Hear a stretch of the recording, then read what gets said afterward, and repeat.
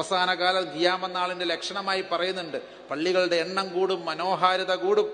പക്ഷേ ബിലാലിനെ പോലെ ഒരാൾ അവിടെ വാങ്ക് വിളിക്കാൻ ഉണ്ടായിക്കൊള്ളുന്നില്ല. ഉള്ളിൻ്റെ ഉള്ളിൽ നിന്ന് ഹയ്യാലസ്സലാത്ത് എന്ന് പറയാൻ, ഹയ്യാലൽ ഫലാഹ് എന്ന് പറയാൻ, വിജയത്തിനായിക്കൊണ്ട് ഫലാഹിനായിക്കൊണ്ട് വരൂ എന്ന് പറയാൻ കരളുറപ്പുള്ളവരുടെ എണ്ണം കുറയാം.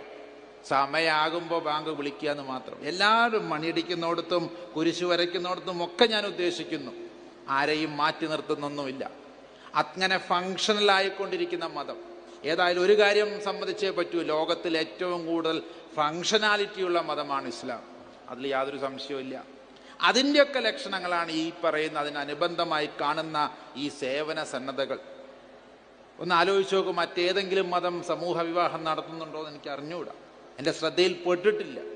അല്ലെങ്കിൽ കേരളത്തിലുള്ളതായി എന്നെ അറിഞ്ഞില്ല, എന്നെ വിളിച്ചിട്ടില്ലാത്തതുകൊണ്ട് ഞാൻ അറിയണില്ല. ഞാൻ വല്ലാത്ത ടി വിയും പത്രമൊന്നും നോക്കുന്ന ഒരാളുമല്ല. ഞാൻ ഇവിടെ അങ്ങോട്ട് പോയി കഴിഞ്ഞാൽ അധികം വലിയ ടി വി വർത്താനം, വാട്സപ്പും ഫേസ്ബുക്കും ഒന്നും ഇല്ലാത്തൊരു മനുഷ്യനാണ്.